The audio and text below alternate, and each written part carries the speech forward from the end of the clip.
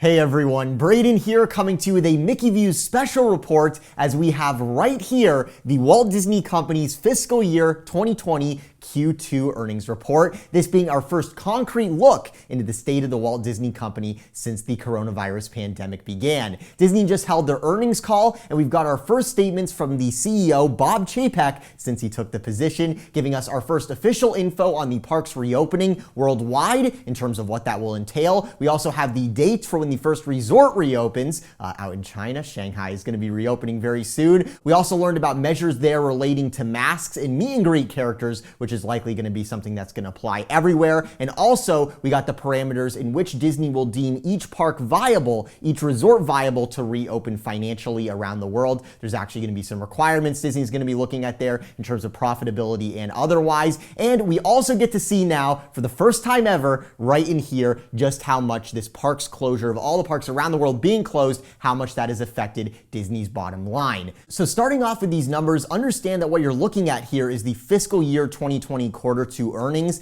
and this is the second quarter only, which covers up until March 28th. So that is to say only 2 weeks of the domestic parks being closed is actualized in this report. And in that span of time, Disney estimates they lost about $1 billion in segment operating income. And on the call, they said a little over half of that was losses in the domestic parks. So it looks like the 2 weeks that Disneyland and Walt Disney World were closed, they lost about $500 million for the Walt Disney Company. And we can assume a lot of that was paying employees full compensation for the weeks that Disney did that. I believe they did that for about 5 weeks, which is pretty commendable. And also there was no new revenue coming in, obviously. So all these things were major cost burdens on Disney's segment operating income, the money that they did make, given how much money they were spending to do all these things while nothing new was coming in. All this is to say this whole unforeseen COVID-19 situation has cost Disney a good amount of money. And given how much more of the parks being closed will be actualized in the Q3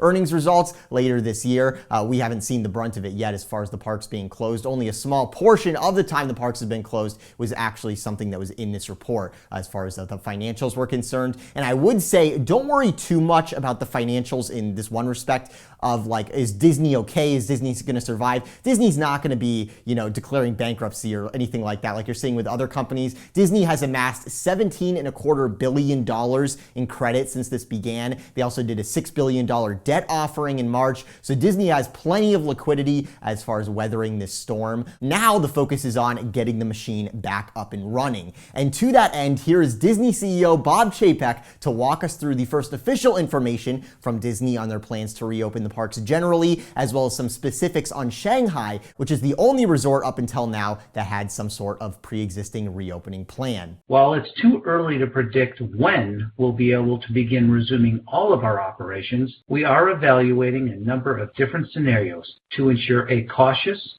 sensible, and deliberate approach to the eventual reopening of our parks. As you know, our parks have been closed around the world. Shanghai and Hong Kong since January, Tokyo since February, and our U.S. and Paris parks since mid-March.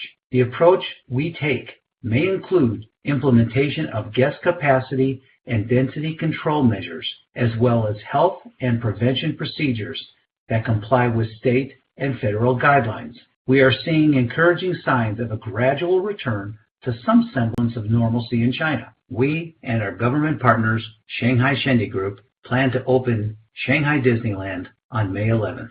We will take a phased approach with limits on attendance, using an advanced reservation and entry system, controlled guest density using social distancing, and strict government-required health and prevention procedures. These include the use of masks, temperature screenings, and other contact tracing and early detection systems. Now, if you're wondering what Bob Chapek is talking about in regards to the crowd density and attendance, how all that will work, when and if the parks reopen, under these social distancing measures we're going to have in place for the foreseeable future in this new normal, Disney will have to limit the attendance at every aspect of all their travel destinations worldwide, and significantly. And this poses some financial issues as, Disney wonders, can we make money with such a limited number of guests coming into our parks? And if they can't, then don't even reopen them, right? So that's one thing that Disney is looking at. Bob Chapek said later in the call that part of the criteria for a park to reopen will be ensuring that the reopening will have a positive effect on their bottom line, on their income, which is to say if it's not something where they can see it breaking even or making a profit short term or medium term, then it's not worth opening the park until Disney is in a more stable condition where things are back up and running elsewhere, and we're starting to see the trajectory of where things are going, because we really are in a storm right now. So the visibility as far as when Disney can reopen stuff, when the coast will be clear, is very much the cause for being very cautious in this situation. But more interesting for us guests, other than the financial stuff that Disney will have to deal with in reopening these parks, the other issue posed by implementing social distancing at the resorts is its impact on logistics with park operations. If you think about Disney reopening stuff, let's say Walt Disney World, for instance, let's say, and this is definitely a possibility since they now have the go-ahead from the federal and state governments as far as Walt Disney World goes, Disney can reopen Disney Springs perhaps sometime later this month. So in this hypothetical, let's say Disney Springs reopens May 15th, let's say, right? What would happen if Disney said, hey, we're reopening Disney Springs on May 15th? Tons and tons of locals, probably even people from out of state that are bored, that don't have a lot else going on, are gonna all drive down, or they're all gonna drive to Disney Springs. The pent-up demand, as Disney is calling it, it will descend on Disney Springs. Something's reopening, Disney's reopening something. And the same will be true of when Disney reopens a domestic park. The same will be true of everything that Disney reopens. And even without the coronavirus, this would be a problem, as Disney doesn't want people to go out of their way to travel to their travel destinations, to the resorts, just to find out, hey, you can't get in. Sorry, we're full. Sorry, Disney Springs is full. And then they have to leave disappointed. Disney doesn't want to do that from the guest experience level. And also, because of the social distancing coronavirus stuff thrown on top of it, having a crowd at all is not a good look and is not safe. So what Disney's doing in Shanghai to regulate how many people are inside of a space or inside of a park while maintaining social distancing, but also not having to turn away people, is they are selling dated tickets, where Disney is selling a specific amount of tickets for each individual day. So if everyone who buys a ticket for that day shows up, they will all be guaranteed entry, no problem. The thing is, of course, that will not work domestically because guests have valid tickets here in America, some of which they purchased 30 years ago, that have an indefinite date where you can come back anytime and be guaranteed entry into the parks. So what I think we're gonna see Disney do to limit crowds domestically, especially places like Disney Springs, if that is the first thing to open here in the United States,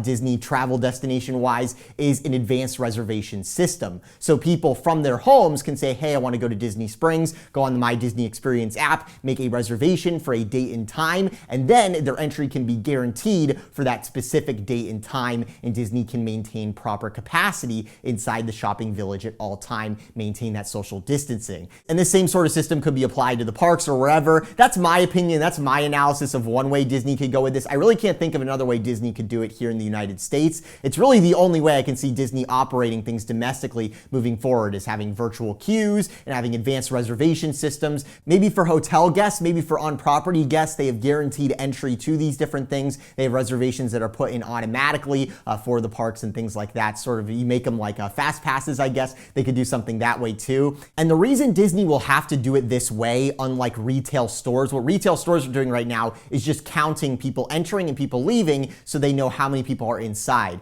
And when, let's say like Home Depot, when they get too full, when they're at capacity at Home Depot, they just have you wait outside in a very small line, and there's always guests leaving, and you very easily, go inside. You wait maybe a few minutes max, and then you're inside the retail store, let's say if they're at capacity. But at Disney, you can't do that because the quantity of guests is way more, the guest demand is way more, obviously, than like a single Home Depot. And the other problem, of course, is that guests aren't leaving the parks like they are Home Depot, right? The turnover is not as much. So when a guest enters, they're likely gonna stay for a very long time, for most of the day, if not the entire day. So obviously Disney is gonna have some sort of system, like the dated tickets they have out in Shanghai, to regulate how many people max will be in the park at any given time, so they don't overpromise and underdeliver, which would not be good for the guest experience. There's a lot that Disney has to do here. The other thing of note is an analyst asked Bob Chapek about the masks in Shanghai. Are they just for the employees? employees, or are they also going to be required for the guests as well? Bob Chapek said yes, both cast members and guests must wear face masks, but face characters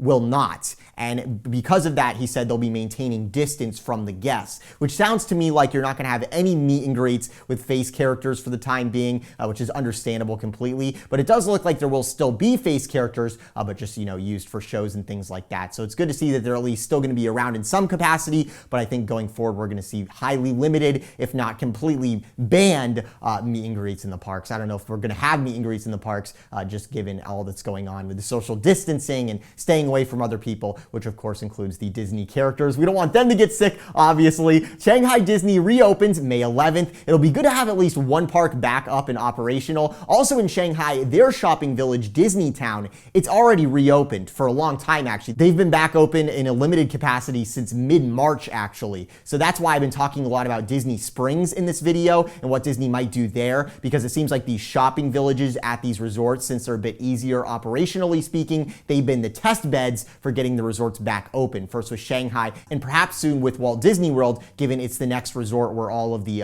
actual federal and state sort of measures, they've all been lifted, where Disney would have the ability, would have the authority to actually go ahead and get stuff back open again. I have to say, I am getting really worried about things like Guardians and Tron at Walt Disney World, where we're seeing some major delays, with nothing going on construction-wise. These things that do have a time frame to them. What if it is that Tron doesn't open until well into the 50th anniversary? What if it's opening at the end of the 50th anniversary or something like that? That's definitely something we would not want to see. And whatever the case may be as far as when construction resumes, when Walt Disney World gets stuff back up and running, I'll be keeping you up to date on all the latest right here as soon as it happens. So be sure you're subscribed with those notifications on. The fact that Disney had this platform to make announcements today and they didn't announce anything specific about Walt Disney World tells me we're probably still a little bit away from any developments there. Clearly, Disney is still ironing out the plans and details. The amount of logistics involved in reopening this stuff after so long, it is so intensive between labor and supplies. Just think about like a restaurant at Walt Disney World, right? Not only do they have to fix any staffing holes, do training, they also have to get food from suppliers. There's been some meat shortages lately that will definitely impact availability of dishes that are served, as well as perhaps pricing,